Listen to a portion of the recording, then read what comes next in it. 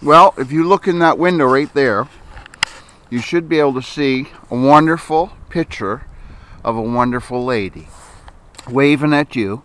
I won't tell you who it is, but let me just give you a little snapshot of what's taken place here around the homestead. I don't know if you can see those little tracks there from the cats. I mean, those are not deer tracks, although many people have seen deer around this house. And what's so unique about this situation that we're here and looking at the very moment is that the house, well, I don't need to pretty well explain to you guys that the house has been painted. There's a new roof on there, but yet there's a tree, one tall pine tree right there. There's another cedar tree right there. Cedar trees grow quite tall, and there's another few over here on the other side.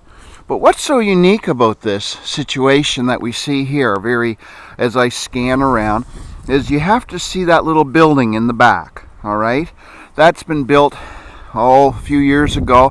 Does need some paint, but that'll be painted shortly.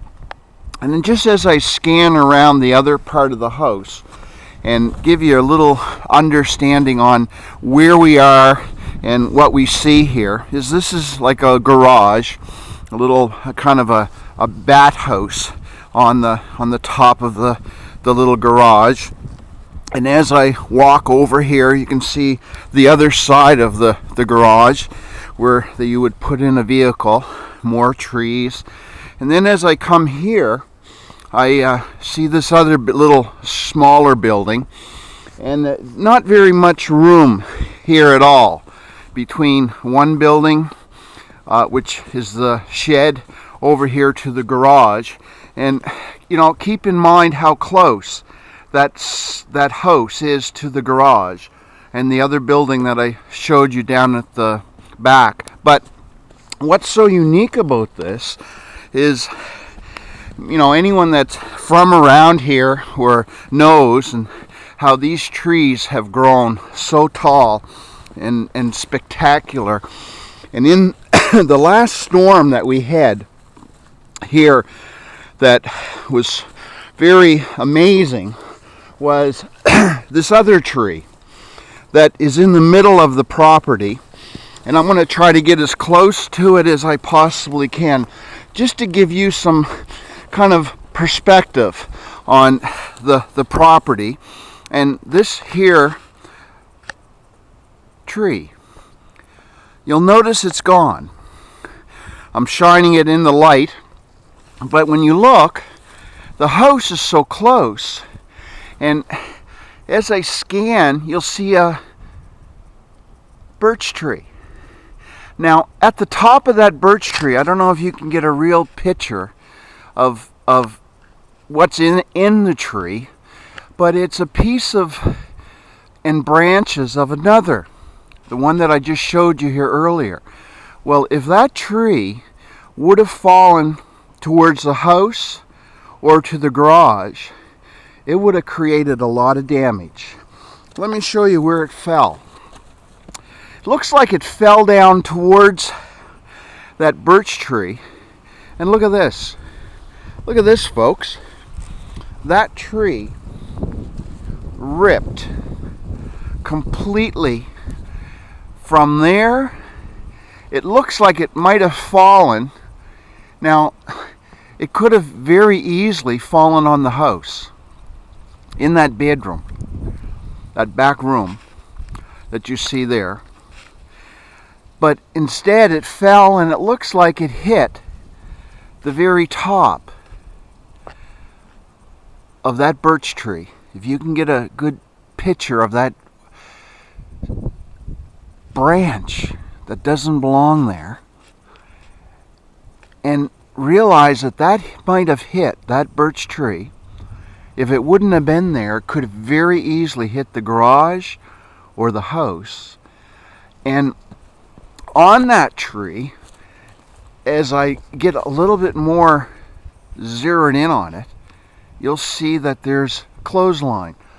That clothesline that you see right here, I'll just try to hold it still for you, was attached to the house. Now, she usually has that disconnected. Could that have taken the carport and pulled it off the house? Or would it have ripped and like string and broke? Regardless, take a look at this tree. This tree went exactly between the shed and that garage and didn't touch the building. That, my friends, who is looking at this, is truly a miracle. Of nature? No. Of a God in heaven looking after a little widow lady in that house. Prayers of her daughters, praying protection over her home, over her buildings. And it is amazing how that tree didn't even touch a building at all. You know, as I look closer into the core of that tree, as I count those rings, 1, 2, 3, 4, 5, 6, 7, 8, 9, 10. I can count more and more and more, at least 70, maybe 80 years old. And as I look into that tree and see holes, literally, from termites, big ants, no wonder that thing fell down. And even here, still ants, if you can see them. I'll try to get as close as I can. Those carpenter ants who have actually frozen in the snow. Look at that. Can you see them? The carpenter ants. Try to get a little closer. Can you see them? There's hundreds. Literally hundreds and hundreds and hundreds, if not thousands, of carpenter ants that actually froze when that thing broke. They're everywhere laying around here, which actually rotted that tree that could have lived another 100 to 200 years longer, which now needs to be cut down, dried, and again burnt for firewood for that little widow woman.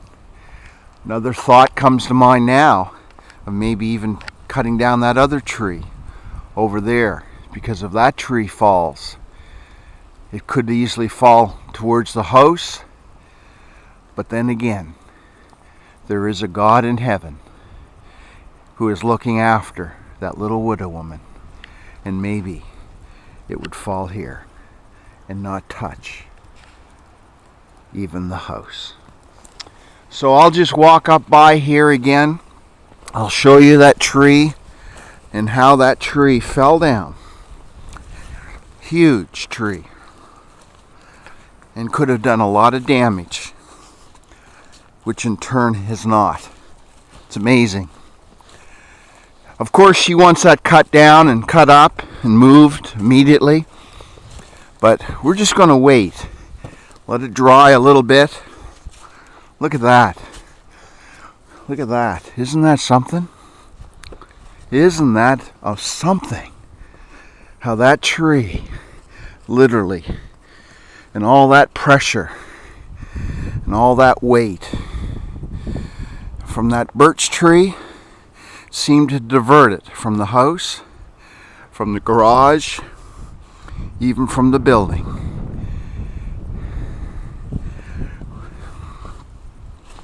Amazing. Now you know the rest of the story, because because it's just beginning.